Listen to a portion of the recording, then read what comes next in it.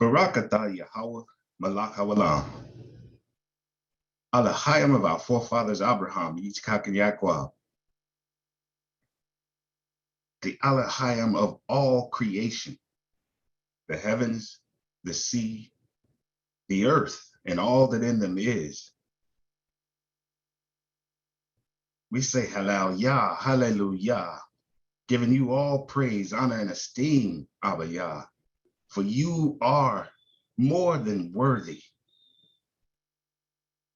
We say Todah Rabbah Abba for giving us this Shabbat day, for blessing us with a set apart day, Abba Yah, that we can rest,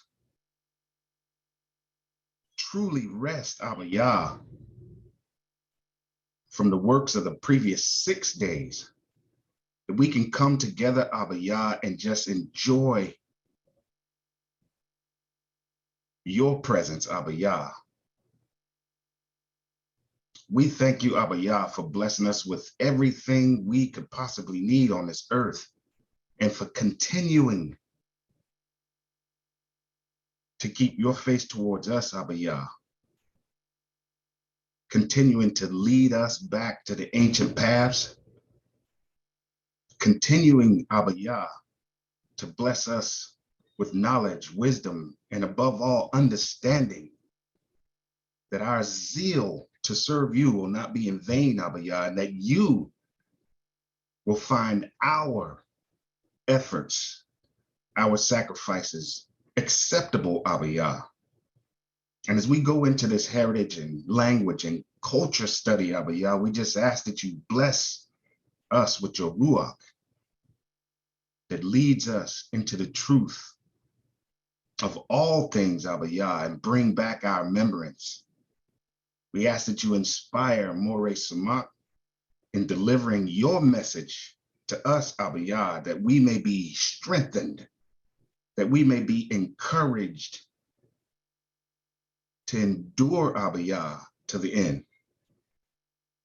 We thank you, Abba Yah, for this platform that we can come together as you commanded, Abba Yah, gather together. And in all things, Abba Yah, we give you thanks. Todah Rabbah Abba. Blessed are you, Yahweh. Blessed is your name, Yahweh. And blessed is he that comes in your name. Hallelujah. Hallelujah. Amen. Hallelujah, hallelujah, amen, amen. Todah for that, Zakane, Todah for that. So Shabbat Shalom, Mishpachah, Shabbat Shalom, Shabbat Shalom. Give all praise, honor, and esteem to the Most High Yah. Bless his Kodash name. All right, we're going to get ready to get started today. We have a lot of information to try to cover for the cultural portion. But I would like to just state, and I mean no offense to anyone, it's just that I'm doing a disservice if I don't make certain announcements. So as I made an announcement to my men's study, I'd like to make an announcement to this study as well, that, you know, all who want to participate, and of course, it's not a mandatory that everyone comes into this portion if they do not want to, but for those who want the information that will be presented at this time, going forward, we will be starting at 12:30, possibly 12:25 with prayer, or right at 12:30. As I was telling the men's group, coming in on time, like when a class starts, that's actually late. So for those who always tune in earlier on before I even turn the Zoom on, I will try to always have it on at least 10 to 15 minutes before time. And during that time, you can fellowship, you can shalom each other, you can talk, you know, until we get ready to start class. Because I mean, it's still a Shabbat and we're supposed to delight ourselves together. So the platform will be on early. So anyone that's on, you can fellowship, you can praise, you can do whatever. But just knowing that when we're trying to start at 12:30 and everyone's trying to come in at 12:30, it kind of alters how I have to adjust my computer screen and things like that to try to let people into the room versus going ahead and starting the teaching. So not trying to be offensive, just wanting us to be a little bit more on time for the Creator as we do for other things. So again, if we call it in on time, we're actually late. So we should try to call in just a little before time if possible. And I do know that sometimes even myself, there are things that would throw us off, but we don't need it to be a habit or routine, because I noticed that it's become more routine to almost everyone now to be calling in right at 12:30, and that's when the room populates. So if we could at least call in at least 10 to 5 minutes early, you know, if whatever you got going on in your house, have your stuff on mute, and you'll be able to hear us when we're ready to start. You come back to your screen. All right, so hallelujah. So we have a lot of information to cover today, and I don't want to shortchange anyone, nor am I calling on volunteers today. I'm calling on names. So Nathan, I hope you're in front of your screen. You're up, ready, and loaded, because I don't want to get totally away from our Hebrew. We're not going into the total Hebrew study today, but we are going to just touch on it with some Hebrew reading for a moment. So give me one moment. Let me get that set up.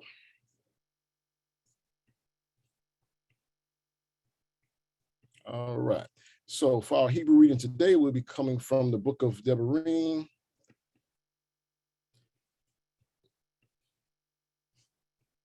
Deuteronomy chapter 6. Nathan, let me make sure you got your mic unmuted, and you'll be starting at verse 4. Shaquan, you're up next. When we do it the volunteer way, it kills our time. So I'm just gonna go ahead and call on names, and we'll go ahead and go through this. So Nathan, you're first. I want you to read Deuteronomy chapter 6. We're right here. We'll start with verse 4. Shema. Mhm.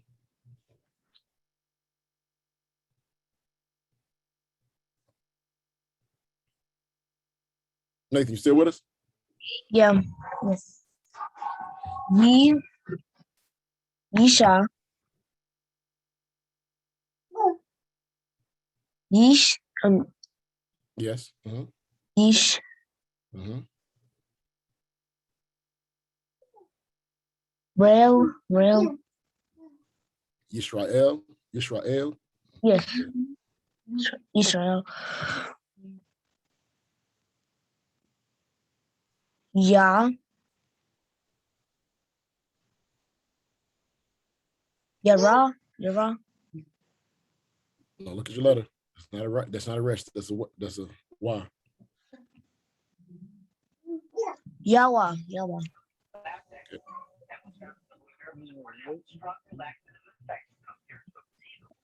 Read. Continue. Elohim. Elohim.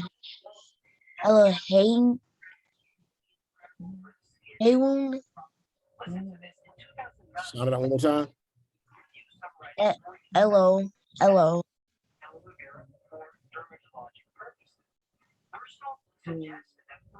You had that part right. Elohenu. Yes. Mhm. Yah. You're not phone ring. I was in the bathroom for a snooze. Yawa. You don't even tell me. Somebody, mic is not muted. I knew I heard that sound. Hold on for a second. All right. Let's go back. I thought I heard something in the background. Okay. Your last word, Nathan. Yeah. Atad. One more time. Akkad. Okay. So we have here Shema Yisrael Yahweh Eloheinu Yahweh Echad, which is actually as translated, Hear, O Israel, Yahuwah, our Elohim, Yahuwah is one. All right. Shaquan, you up. Verse 5. Okay, verse 5.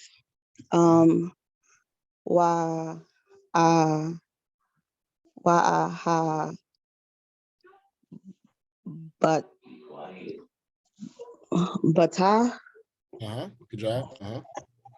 et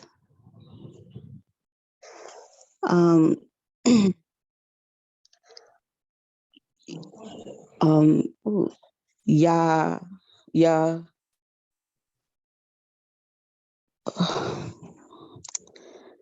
I can't see. Is that something underneath? Okay, no, it's not. Okay.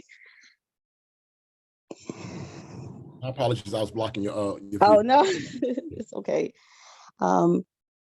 Yeah. See, it's nothing underneath. I'm confused with that second letter. Confused with the second letter. This letter here. Yes, because it's nothing underneath it. You said what now? It's no like a naku underneath it. It's nothing underneath it. A vowel point underneath it. Just sound it out. If you don't see a vowel, then just sound out the letter, and you know the sound that the letter makes. Okay. Yeah.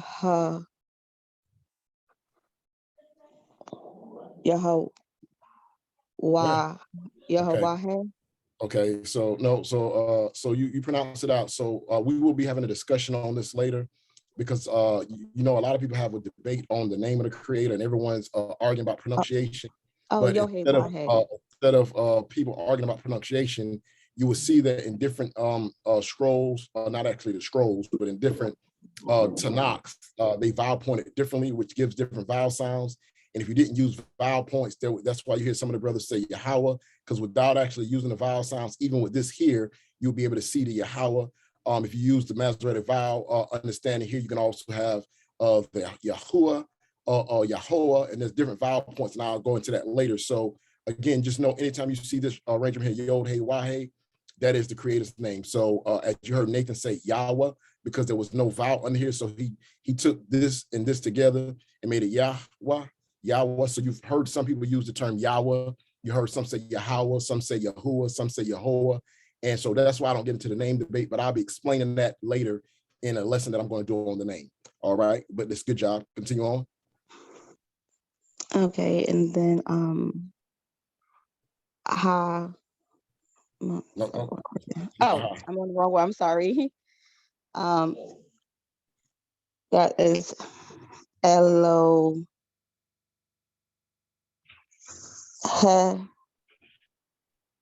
Eloheh. That is a final form. This is a final form. Ka. Hello. Eloheh Ka. Let's say it all together. Yes. Let's say it all together. Eloheh Ka. Okay, good job. Bakal.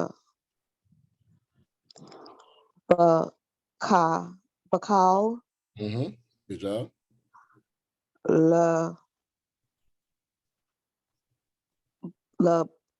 Va. Is that va? That's a vet. Lava. Call. Oh. No, that's the same letter. Okay.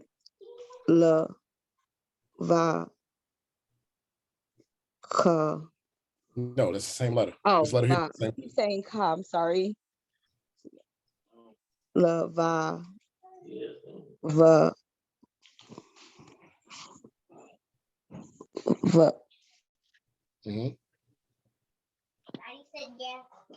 The final form.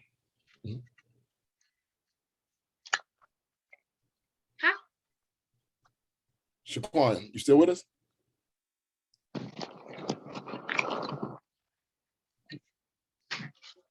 Shaquan, are you still with us?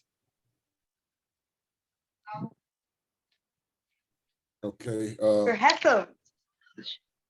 Okay, her phone went out. Zamiria, pick this verse up for me. It sounds like she's taking care of something in the background, Morey. Okay, let me mute her out because something might have happened on her end, or the little ones. Okay. Zamiria.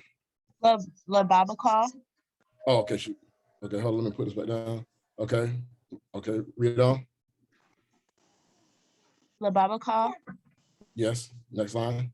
Uba call. Nefeshka. Uba call. Miodeka. Okay, hold on a second. Go to line 6, Zamiria. Wahayu. Hadebarim.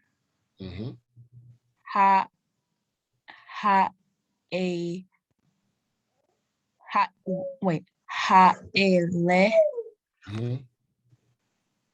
Asher. Anoki.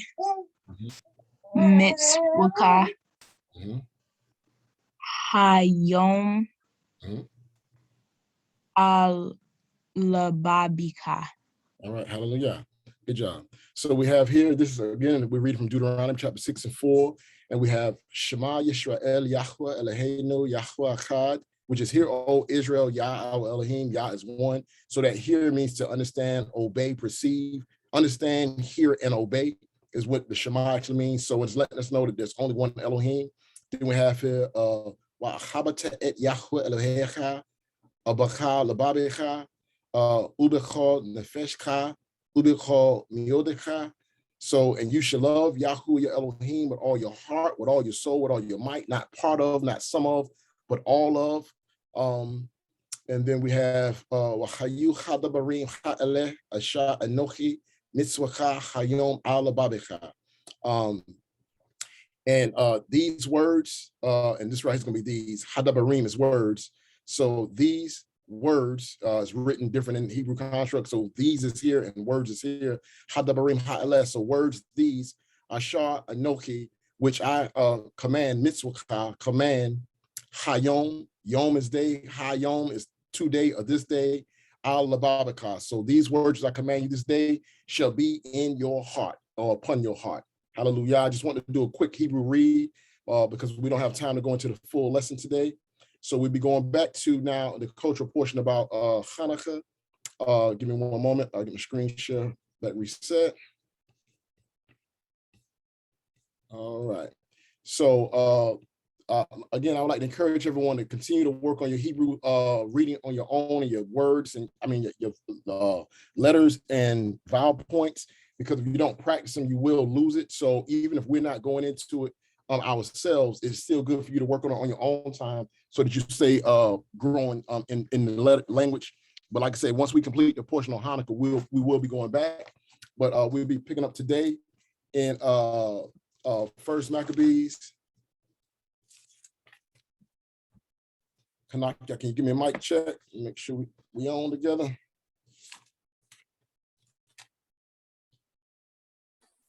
Can you hear me? Yes, sir, loud and clear.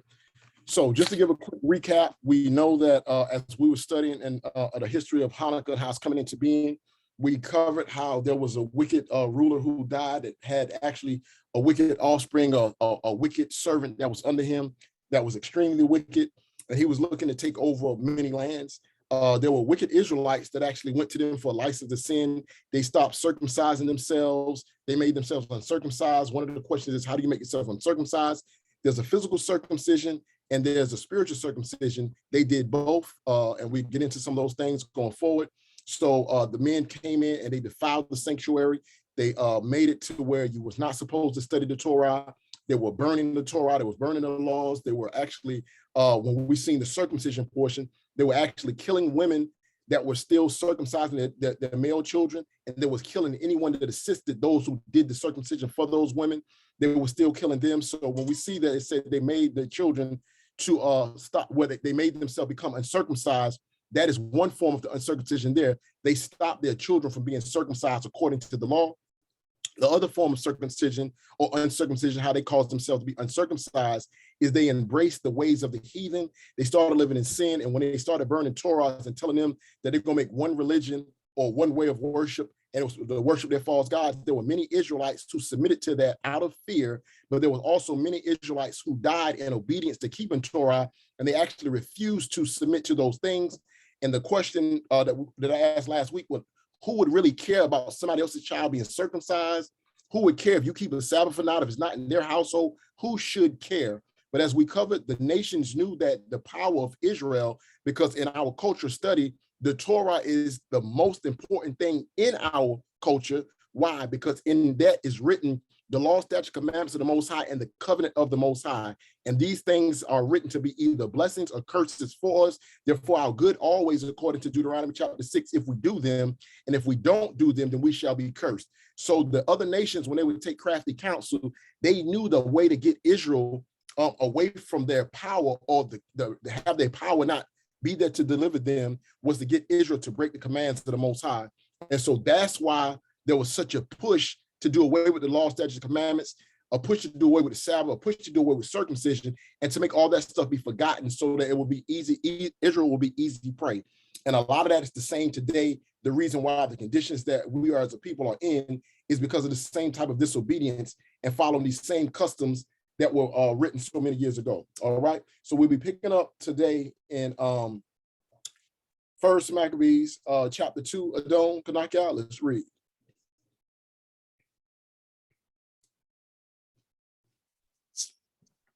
In those days, Mattathiah, the son of Yuchanan, or John, the son of Simeon, a priest of the sons of Uri, from Jerusalem, and dwelt in Modin. And he had 5 sons. Yuchanan called Cadiz, Simeon called Thassi, Yehuda was called Maccabee, Eleazar, called Avarin, and Jonathan, whose surname was Aphis. And after he saw the blasphemies that were committed in Judah and Jerusalem, he said, "Woe is me! Wherefore was I born to see the misery of my people and of the holy city, and to dwell there when it was delivered into the hand of the enemy, and the sanctuary into the hand of strangers? Her temple is become as a man without glory. Her glorious vessels are carried away into captivity. Her infants are slain in the streets. Her young men with the sword of the enemy. What nation has not had a part in her kingdom and gotten of her spoils? All her ornaments are taken away. Of her free woman she has become a bondservant. And behold, our sanctuary, even our beauty and our glory, is laid waste, and the other nations have profaned it.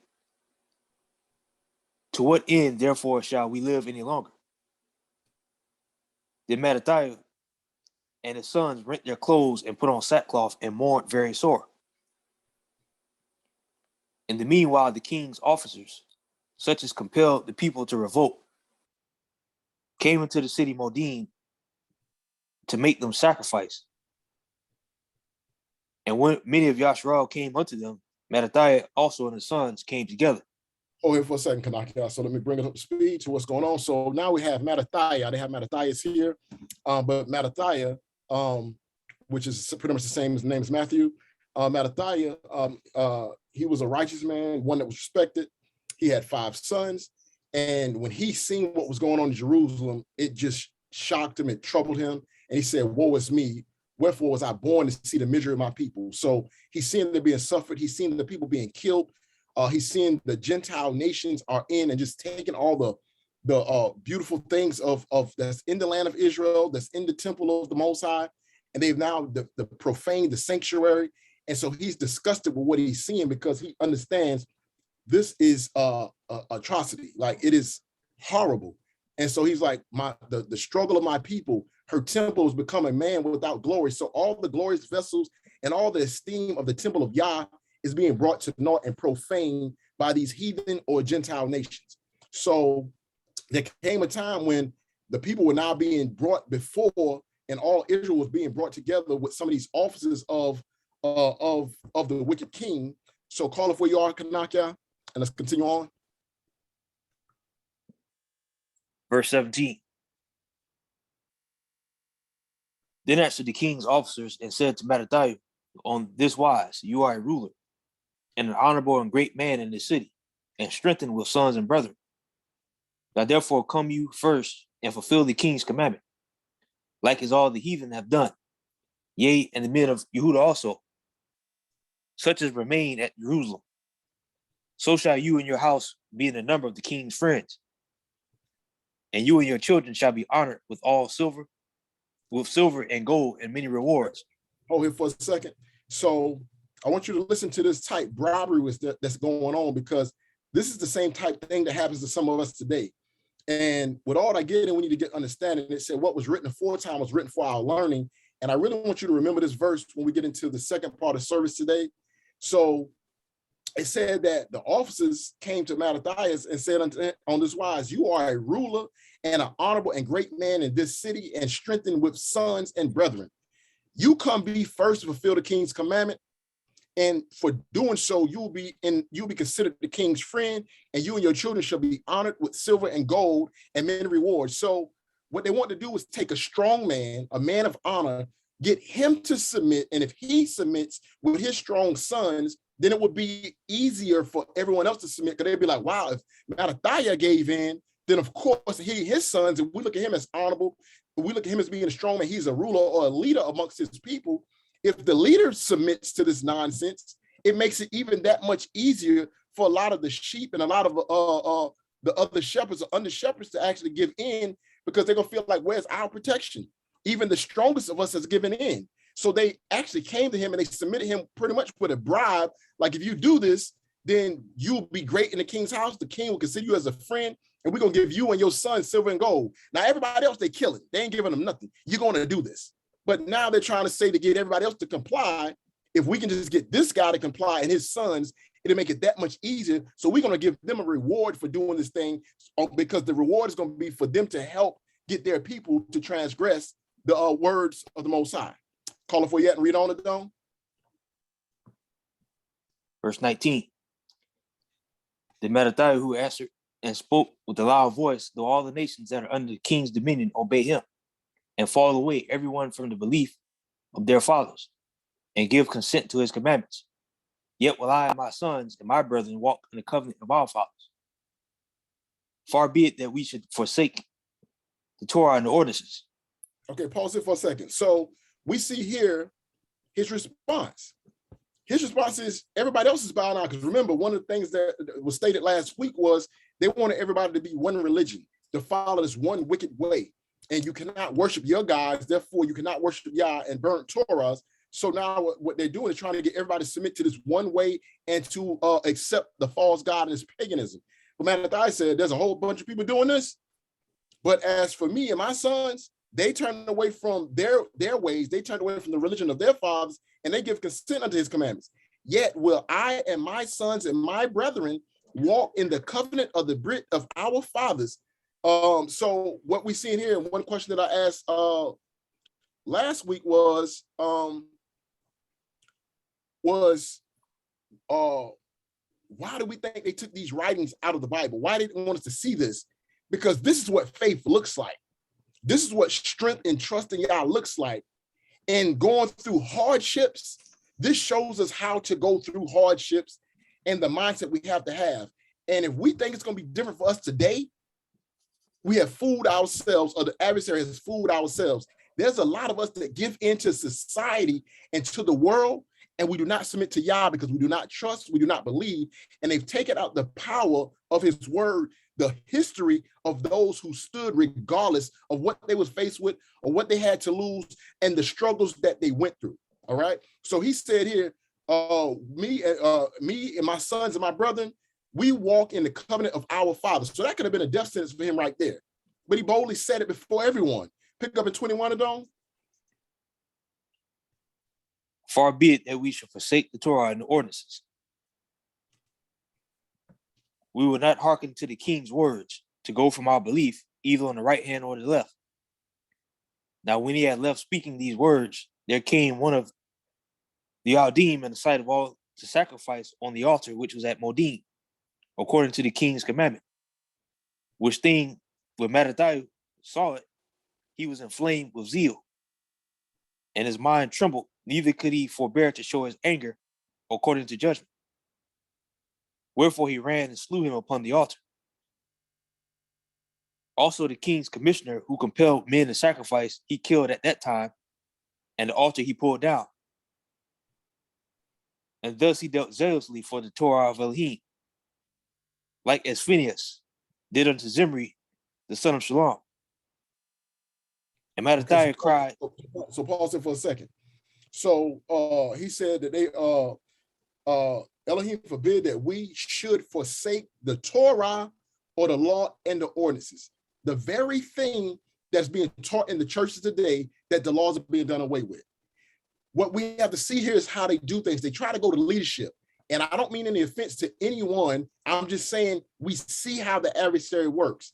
There are a lot of pastors and leaders that have taken that bribe. They're teaching the people a falsehood while they are being rewarded.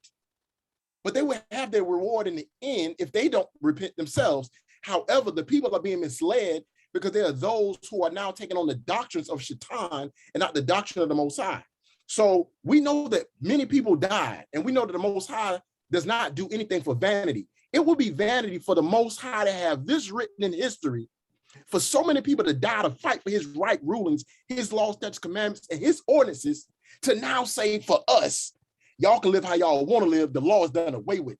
That would be vanity. For him to know so many of his servants believed and trusted in him so much that they refused to break the laws, to now let us just willingly break the laws and say the law is done away with, you don't have to do this anymore. It would not make sense when you read history. Anytime the temple was being reestablished, they got the laws. They read the laws. They try to return to the ways of old. But in our generation, Shaitan has got so strategic that the pastors are now taught a doctrine in these theologian schools that is not of the creator, and they're teaching people, and we can barely get them to convert to the truth because these type writings have been taken out to show that it's always, as we covered last week, Shaitan from the very beginning wanted Adam and Eve to break the commands of the Most High. So it's nothing new under the sun. We see here now in Maccabees, the whole ploy is to get people to break the commands of the Most High. But what Mattathias said is, we, Most High forbid, we will not forsake the Torah or the law, the ordinance of the Most High. We will not hearken to the king's word to go from our belief, our set apart way or religion, for lack of a better word in some translations, either on the right or to the left. You know, so he said, we will not, we're going to keep these laws. We don't care what everybody else is doing. We're going to keep these laws. But now it says, when he had left speaking these words, there came one of the Yahudim, or one of the Jews, in the sight of all to sacrifice on the altar, which was at Modin, according to the king's commandment. Pick up at 24, Kanaka. So now, so what Mattathias is saying is, I'm making my stand, but now here comes one of the brothers that's going to go right up here and make an offering or a sacrifice and going to keep the king's commandment. 24, though. Which thing when Mattathias saw it, he was inflamed with zeal, and his mind trembled, neither could he forbear to show his anger according to judgment. Wherefore he ran and slew him upon the altar. And the king's commissioner, who compelled men to sacrifice, he killed at that time, and the altar he pulled down. Thus he dealt zealously for the Torah of Elohim, like as Phinehas did unto Zimri the son of Shalom. And Mattathias cried throughout the city with a loud voice, saying, whosoever is zealous for the Torah and maintains the covenant, let him follow me. So Mattathias was inflamed. I want y'all to keep in mind it's inflamed. I mean, he was burning up. He was hot. Like, I cannot believe I just took a stand, and here it is, one of these brothers is going to go up and take that agreement, or going to go up and sacrifice to this nonsense. He was furious to the point where he trembled and couldn't forbear to show his anger. So therefore, he slew the man right on the altar. You going up here to offer to a false god? So he killed him right on the altar. And he also killed the commissioners who compelled men to sacrifice. So the one that was going around doing the king's bidding, trying to entice and to get people to serve this God, and by making them break the commandments, because you had to show them by something that you do. So when we talk about mark of the beast and things like that, we can see that our behaviors of that which we do is given or signing off on who we serve. So they had to see these people sacrifice. That's what you have to do to prove that you've taken this covenant. So when this man took this covenant, he killed him, and he killed the man that was also enticing him.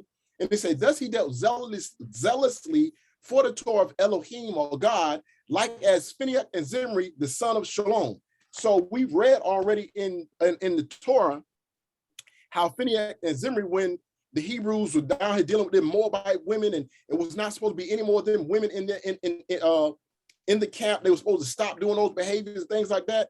And one of the captains brought one in.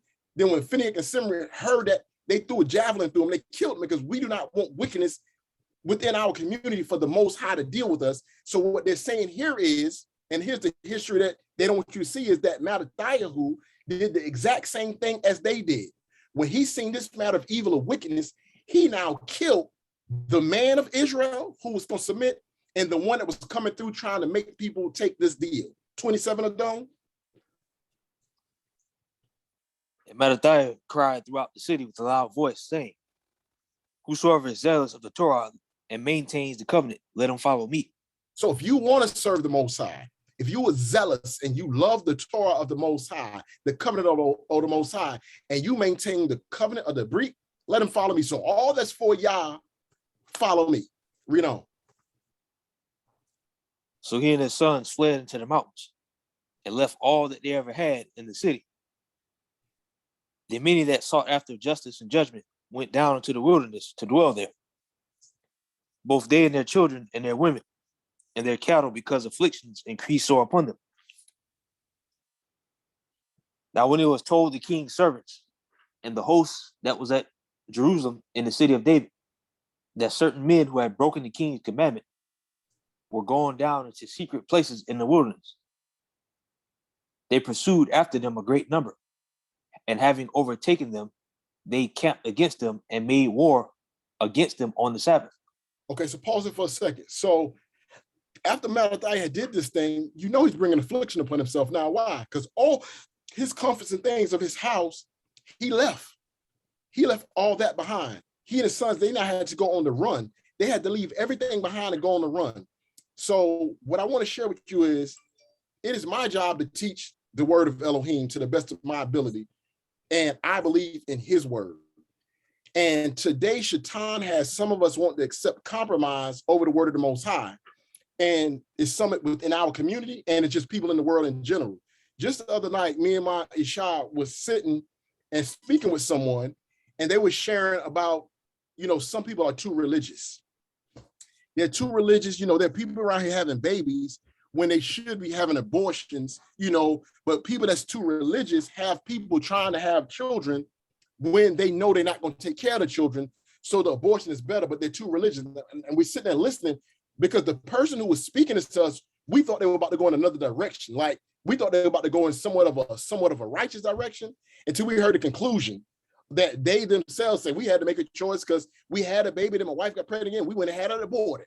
So we were like, wow. So the whole conversation that we're having is people are now saying that there's some people that are too religious. So everybody want to believe in God or a God, whichever one they believe in, but no one wants to submit to his rules or stand in the faith of his rules, and they want to do things their own way. So he feel like aborting a child is the right thing to do, when what's actually the right thing to do is, if you're not ready for a child, don't do the very act that would cause you to have a child. And most of these people that are aborted, at least they were married, but most people that are having abortions aren't even married women. They're fornicators. So stop fornicating. But so they think the right thing to do is to abort a baby. Stop fornicating should be the actual answer. So where am I going with this? So sometimes some may view my stance on how I teach the word as a little too bold, but I'm just teaching what the word says because I'm seeing here our forefathers did not submit to the nations, what was going on around them, regardless of what they had to lose. What I have to see is that we have to prepare our minds that at some point, we might have to lose something if we believe in Yah. And that's how Yah test us also to see who it actually is. Are you going to give in to the compromise because you're scared of losing what I've already given you? Or are you going to stand for me? We've covered in a lesson on prayer. It said those that pray, those that forsake the Torah, praise the wicked, but those that observe and keep Torah, contend with them. There has to be someone that stands against wickedness. There has to be someone that would not compromise. And that someone and somebody's should be us. And I know, trust me, I know it is scary to think about losing your job. It is scary to think about losing your home. But you know what's scarier to me than all that? Losing my nefesh, or losing my soul, and losing my salvation. So we can see that our forefathers, they stood for something. And where are we in the earth today that's going to stand for something? So again, I teach it as I see it according to the scriptures. I'm not trying to be too religious. Because I don't even believe in the word religion. That's a word that's used. I talk about it in a whole nother thing and break that word down and where it comes from. But I'm one that teach faith in the Creator and his words. And it says what was written aforetime was written for our learning. So we can see that our forefathers sometimes had to leave what they had to stand on the word of Yah. And that's the encouragement that I have to try to teach myself and try to prepare myself for. And that's what I have to try to teach the Mishpachah that sits under me. Now, it's on every man and woman choice to make whatever choice they make, but I have to teach the way it's written. And I'm not trying to teach fear. I'm just trying to teach we have to learn how to stand in our faith, and the Most High will be there for us, but it will get rough sometime. Call it where you at, Kanaka, and read on. Verse 32. They pursued after them a great number, and having overtaken them, they camped against them and made war against them on the Sabbath. And they said unto them, let that which you have done hitherto suffice. Come forth and do according to the commandment of the king, and you shall live.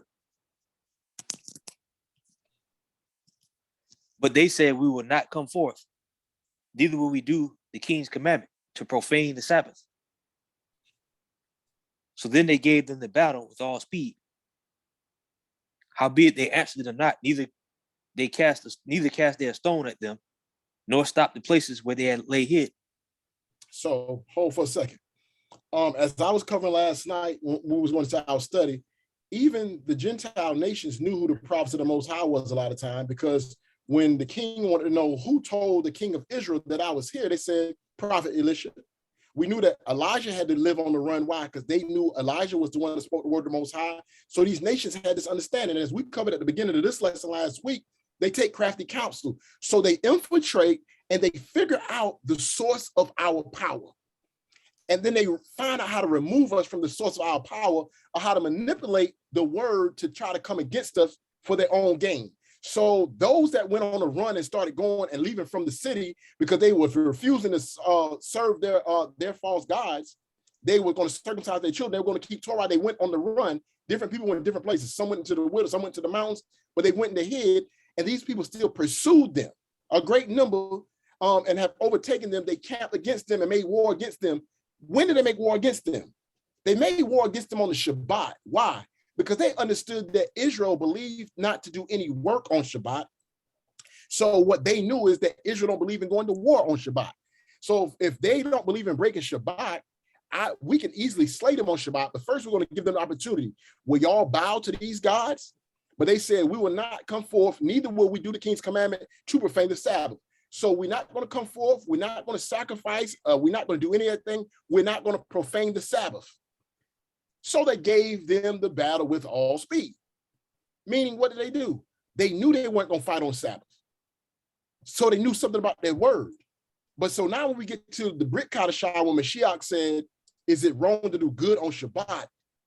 Yeah, we don't just try to go get a job on the Sabbath because it's paying more money. But it does not mean you let yourself be killed on Sabbath from an enemy that serves a false God that's coming to try to take your life. You can defend yourself on Shabbat. So, but at this particular time, and we learned this from their actions, but we also, what I want us to also see is the heart that they had, even till death. And some of us, we scared about losing a little something. We see they done lost everything, their homes and stuff, but they was willing to lose their life not to break the commandments of the Most High. So it said they gave them the battle with all speed. 36, Adon. Howbeit they answered them not, neither cast they a stone at them, nor stopped the places where they lay hid, but said, let us die all in our innocency. Heaven and earth will testify for us that you put us to death wrongfully. So what were they concerned about? I'm not concerned with dying. I'm concerned with, if this is what it is, let heaven and earth be our witness to testify for us that we died in our innocency. We never broke the commands of the Most High. We refused to bow to the false way. We didn't eat pork. We circumcised our children. We keep Torah. We're not going to profane the Shabbat as they're trying to make us do. We're not going to do it. So if they're going to kill us today, let heaven and earth testify for us that ye put us to death wrongfully, because we are innocent men, but we have our witness in heaven, and we're going to die being in our innocence and in our righteousness. 38, Adon. So they rose up against them in battle on the Sabbath, and they slew them with their women and children and their cattle to the number of 1,000 people. And when Mattathiah and his friends understood thereof, they mourned for them right sore. And one of them said to another, if we all do as our brethren have done, and fight not for our lives in Torah against the heathen, then they will now quickly root us out of the earth. At that time, therefore, they decreed, saying, whosoever shall come to make battle with us on the Sabbath, we will fight against them. Neither will we die all, as our brethren that were murdered in the secret places. Pause for a quick second. So we see here that they heard the word, they mourned, they felt bad what happened to their brethren. And it says, and one of them said unto another, if we do as our brethren have done and fight not for our lives and the Torah against the heathen, they will now quickly root us out of the earth. So we will be annihilated as a people. There will be no more Israel if we don't at least fight for our lives and for the Torah. And so if they wipe us out, and we're supposed to be the ones that carry the Torah and continue the Torah on, all that will be wiped out of the earth, because that's their whole goal. So at some point, we got to stand up and fight. We're not trying to willingly break Shabbat. However, at that time, therefore, they decreed, saying, whosoever shall come to make battle with us on the Sabbath, we will fight against them. Neither will we die all as our brethren that were murdered in the secret place. So if they come seek us out while we in hiding, while we left them, we're resisting. Y'all remember this? We're resisting evil. We're going away from evil so we can serve Yah. If they come over here hunting for us while we done left them there in our city, we left there. If they come hunt for us, we're going to give them the business. We're going to fight for our lives. We're going to fight for the Torah. And if it happens to be on Sabbath, we just have to fight on Sabbath. Also, this is something else that they don't want you to read in here. And that's why, again, not to try to make anyone fearful, because I don't know exactly. Let me just go this route. There's been, like I shared before, that there's something that leaked out from the Pentagon of them talking about making a vaccine that could actually take away a person's religious or God complex, because they find that people that have a God complex is harder to control. So they want to take that God complex or the submission to God from us or suppress that so that man is easier to move in this wicked society. I'm not saying what that shot is. I'm not trying to put it out there. I'm not related to COVID. But the only thing I am saying is, so there has always been a adversary who wants to do something to try to suppress or to cause us not to submit to the Most High. So why would they take this out? Because this is showing people that are dying for the laws of the Most High, that refuses to bow, that they don't even care, that I would rather be innocent when I die than to die with my name tarnished because I gave up my faith on the Creator and I doubted him. So we're going to die in innocency. And it also shows that at some point, I hate to say it this way, there will be a revolution. There will be someone that has to fight back. And so what church has done to us is it's made us docile. Everything is faith only with no physical works, with no actions. Abraham, the father of our faith, started with leaving his father's house to go into a land that the Most High told him to go to, and I got you. Not knowing how to fulfill that duty, but he walked it out. He went through struggles. He had to go fight with his servants to get his nephew Lot back. There may be a time when we have to stand and fight for our Torah and for our laws, but before it comes to that, can we at least not submit to the adversary? Can we at least do that part? They take this out because this gives us strength. This gives us strength. It gives us a mindset of how the righteous should be thinking and should be praying that the Most High strengthen us for the day of tribulation, or that he has us in a secret place where we can't be found so that we don't have to fight on the day of tribulation. But however, whichever scenario it is, that we never turn on the Most High or compromise his word for anyone or anything. Call off where you are, Kanak, and read on. Verse 42. Then came there unto him a company of Assyrians, who are mighty men of Yasharal, even all such was voluntarily devoted unto the Torah. Also all that they fled for persecution joined themselves unto them, and were a stay unto them. So they joined their forces, and smote sinful men in their anger, and wicked men in their wrath. But the rest fled to the heathens for help. Then Mattathiah and his friends went round about and pulled down the altars. And what children soever they found within the coast of Yasharal uncircumcised, those they circumcised valiantly. They pursued also after the proud men, and the work prospered in their hand. Pause for a second.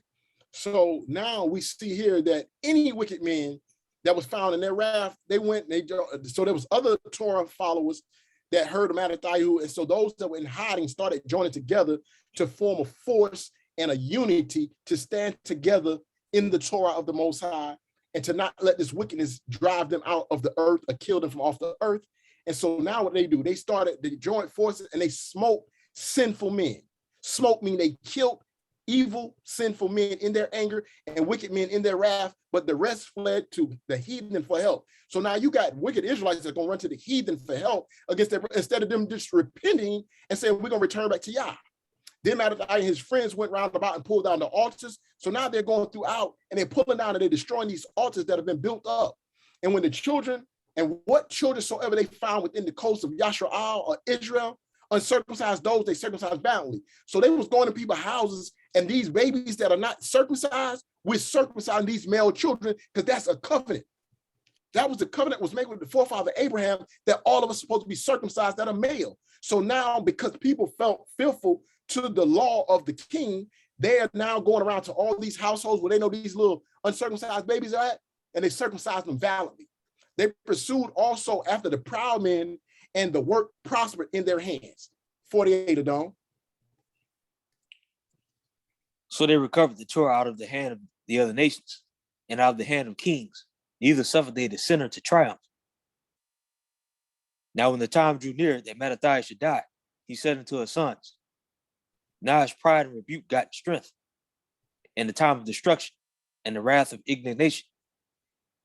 Now therefore, my sons, be ye zealous for the Torah, and give your lives for the covenant of your fathers.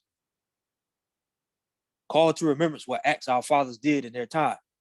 So shall you receive great honor and an everlasting name. Was not Abraham found faithful in temptation? And it was imputed unto him for righteousness.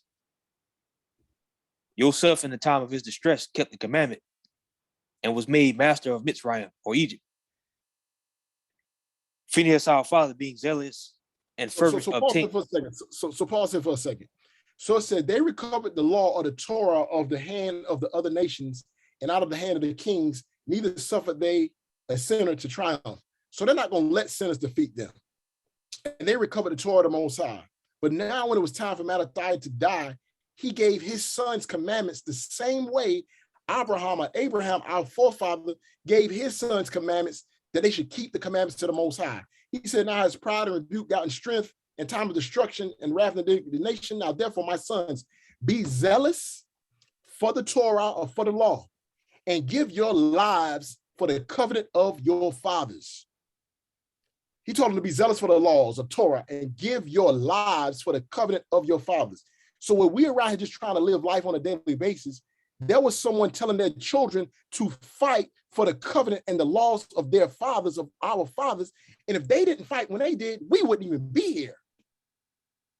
So why are we going to be so submissive to the ways of the world instead of understanding where are the children of Yah today? Where are those that are going to be zealous for his Torah, zealous for his word, and not compromise for every little fear factor that's thrown our way? And I'm going to tell you, yes, it is scary to be fearful. It is a little scary feeling. The flesh, yeah, you worry, not knowing where the next meal is going to come from, that you have to lose something.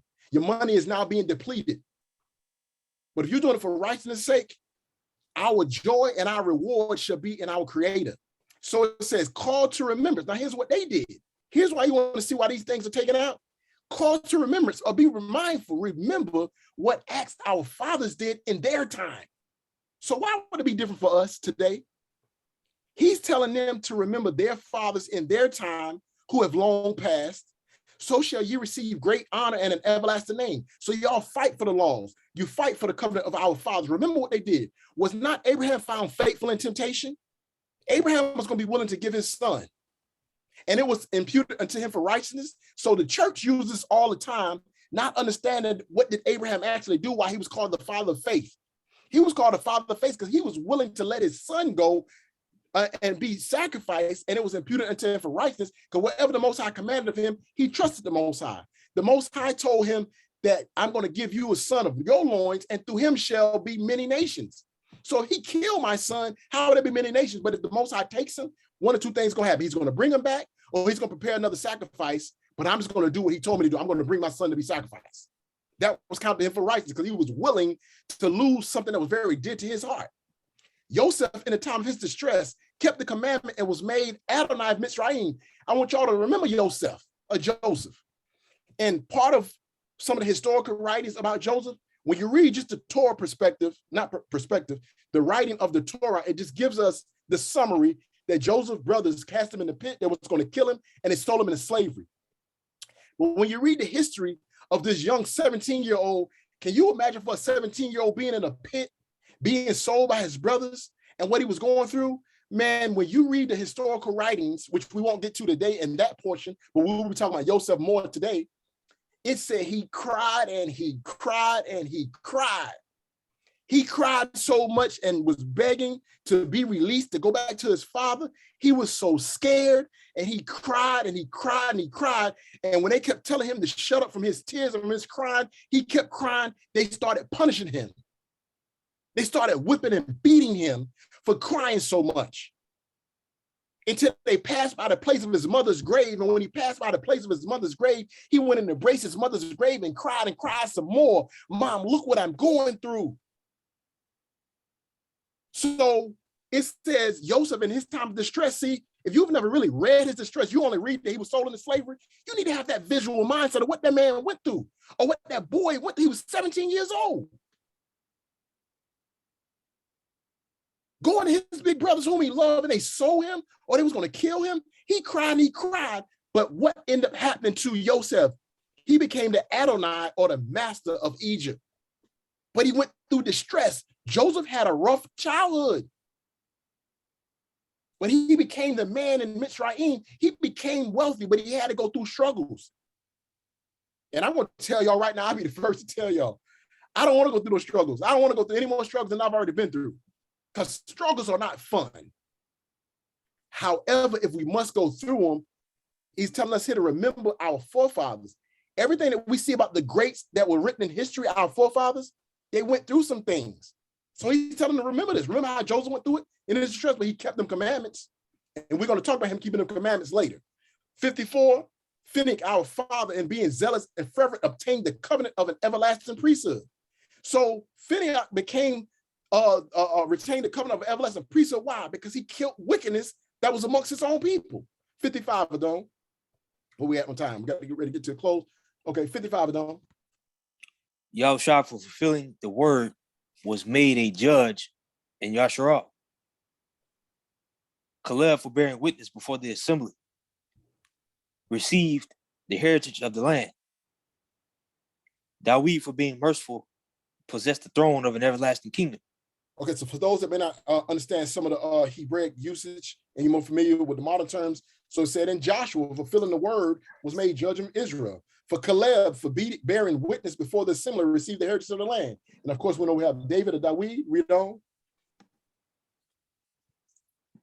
Eliab, for being zealous and fervent before the Torah was taken up into heaven. We just covered Eliyahu, or Eliah. He was the one that stood against Ahab, the prophets, and the prophets of Baal 400, and his life was always on the line. So he's telling them, remember these people. We just read about these people. But then modern day, we don't want to do what our forefathers did, or we're not willing, or we don't have the faith. And that's why our faith needs to be increased.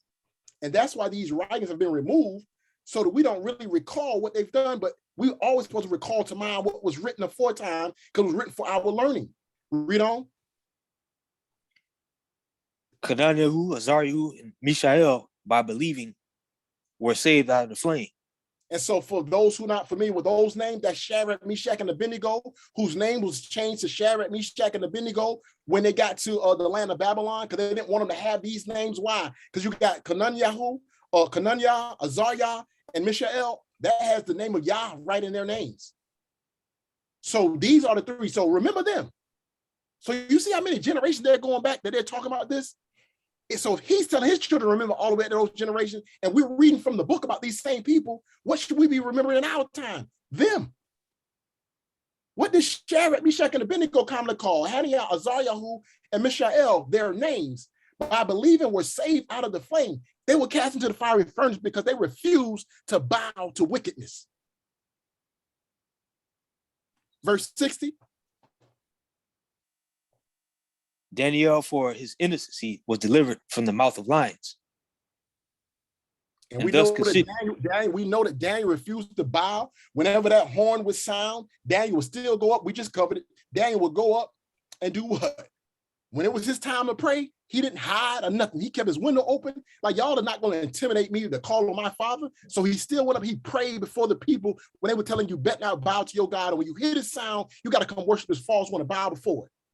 It said Daniel, for his innocency, was delivered from the mouth of lions because he stood for what he believed, and he believed in the Creator and his covenant. Read, Adon. And thus consider ye throughout all ages, that none that put their trust in him shall be overcome. And thus consider you throughout all ages that none that have put their trust in him has been overcome or shall be overcome. Come on, Adon. Fear not then the words of a sinful man, for his glory shall be dung and worms. Today he should be lifted up, and tomorrow he should not be found, because he is returned into his dust, and his thought is come to nothing. Wherefore, you sons, be valiant, and show yourselves men in the behalf of the Torah, for by it you shall obtain glory. And behold, I know that your brother Shimeon is a man of counsel. Give ear unto him always. He should be a father unto you. As for Judah Maccabee, he has been mighty and strong, even from his youth. Let him be your captain and fight the battle of the people. Take also unto you all those that observe the Torah, and avenge you the wrong of your people.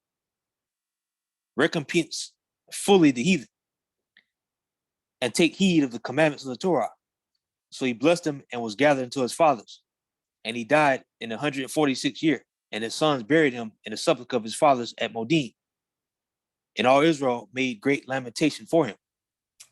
Hallelujah. So we're not going to make it to the next chapter, but leading up to this, we see that Mattathiah, who before he died, he defended the Torah, he defended the covenant, he told his sons to do so, to remember the forefathers, and how no one that stands in the faith of the Most High shall be overcome.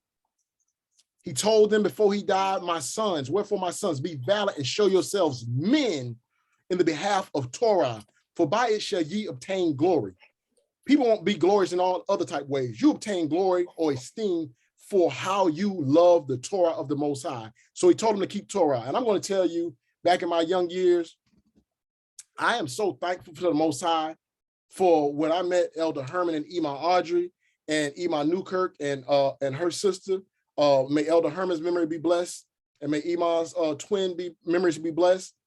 But when I first met Iman and her sister, they was trying to convert from the church, and they were starting to keep Sabbath on their own, and they invited me in to be the one to teach the word there. Everything that was taught, it was just like Abraham did. They started changing things. Once they seen in their word, it was changing it immediately. Dress and everything. They kept that Sabbath. And if they lost friends or people or members of the church, they stuck with the walk. And they had a diligence about it. So to the point where when you go out to eat sometime, the Iman them, they can make you feel uncomfortable. Or you know it got this kind of dying, you know they got pork in it. Like they was on it. They was on it. They completely changed. When I met Elder Herman, there was no compromising. Him and Iman, they was in their house doing their study, and they did not compromise. You know what it helped me do? Because I got to the point where I was starting to feel like, am I the only one? Like, dude, am I too hard with how I teach the word? And am I in the wrong generation or something? Or do I need to water it down? Do I need to change how I'm viewing things? Because I'm reading this word and this is how it say you're supposed to be. But most people in the world, they just got this love doctrine and they don't stand for it. And now when the Most High has people joining themselves and that are standing for it, that believes it, and when they read it, they do it, that gives you strength also. Because like Elijah was feeling like, am I the only one? The Most High was like, nah, that's some mode. I'm not going to take your life. Keep doing what I told you to do. And my encouragement today, brothers and sisters, I hope that all of us on this line, and there are others on this line right now that I praise the Most High for, such as Zakane Yaikwa. He stands strong on what he believes. And a lot of you brothers and sisters stand strong on what you believe. But I know because of our talks and I know some of the things that he stands on, I praise the Most High. I praise the Most High for my Isha, who stands with me, that if nobody else is serving Yah with me, she gonna serve with me. But we should be the ones, Mishpachah, as a whole, that stands on these commandments. That we take also unto all those that observe the Torah and avenge ye the wrong of your people. I'm not telling us to go out there and kill nobody right now. That's not what I'm saying. What I am saying is we should not take light the Most High's Torah and give in and not show honor to the Creator and our forefathers who died before us, who gave us an opportunity to learn this word. We still haven't made it to the verse that says Hanukkah yet, but we're getting there. All this is leading up to Hanukkah. A quick summary though, as to what Hanukkah is. The temple was taken over and contaminated, polluted by heathens and defiled. An abomination with desolation in the temple on the 25th day of the month Caslu. And over time, as Mattathiah's sons continued the fight, they went back and they took the temple over. And on the 25th day of that same month Caslu, they rededicated the temple back to the Most High, and they took and they destroyed all the evil and the wickedness and all the evil people from within the temple. We have not made it to that portion, but that's what it's leading up to. This is what Hanukkah is all about. Hanukkah is not about no lights. Oh, let me say it correctly. Hanukkah isn't about lights. Society has people, and there's many Hebrews that don't keep it because they feel like Hanukkah is just another a Hebrew version or a Jewish version of Christmas. Because you know it's customary for the Jewish to give gifts during Hanukkah. And so, yeah, we don't have all different color lights, but they have just the white lights representing the candles that stay lit for such a long time. Be that as it may, it could have taken place. But when you read the story about what Hanukkah is all about, it's all about Torah. It ain't about us going here giving no gifts to nobody. It's about us standing for this Torah and understanding how important this Torah is. And so for the Hebrews that are speaking against it, no, you need to study the word for yourself to see what the history of it is and stop always talking about what Christians do. And that's why you don't want to believe in Yahushua. We don't believe in Yahushua the same way the Christian church do, that there's no laws and you can break the laws. We believe that he was Torah only. We do not believe that Hanukkah is just a Hebrew version or a Jewish version of Christmas, and it happens around the same time. So all is about, it's not about giving gifts. It's about rededicating the temple to the Most High. And I'm going to end on this note. Know you not that you are the temple of the Most High? This time of the year, we should be thinking about rededicating ourselves back to the Most High. Purging and getting sin from us and things that we're ashamed of, that we've not already repented of those things, and walking righteous in the Most High and putting this Torah in our inward parts, in our heart, and not turning from them. So with that, that's going to be our cultural portion for the day, a little bit of our history and the importance of Hanukkah. So the watered down version that everybody's doing about, oh, we got to get the lights and this is what we do on Hanukkah. It's not all about lights. Yes, we understand that when they went in, they lit the menorah. Yes, so we light menorahs. Yes, came. However, our focus is on understanding the importance of Torah and why Hanukkah came into being, and the Torah and the temple was rededicated back to the Most High. And that's what we should still be doing today, because the abomination desolation is in the churches. And we've come out of the churches. We've run out of the churches to return to the Most High, to establish the word of the Most High in our hearts so that we can be a light unto the rest of the world. And with that, I give all praise, honor, esteem to the Most High. Hope the word was well edified. I now yield the floor to Zakein Yaikwab. So again, Mr. McCall, we're coming up on Hanukkah. Hanukkah will be starting November the 28th through December the 5th, I believe it is. I'll get those dates back with you, but it'll be starting November the 28th through December the 5th. And, you know, so each night there was something that they did do because they kept that joyous time for those 8 days. So we will be trying to online do some things for those days to be discussing this and further and also giving encouragement and praising together. But just know it's about celebrating Yah. It's about celebrating his Torah. It's about understanding the importance of his Torah and us returning to the Creator. So with that, I give all praises to the Most High. I hope it was well edified and well received in the set apart name of Yah. Hallelujah. Zakein Yaikwab, I yield.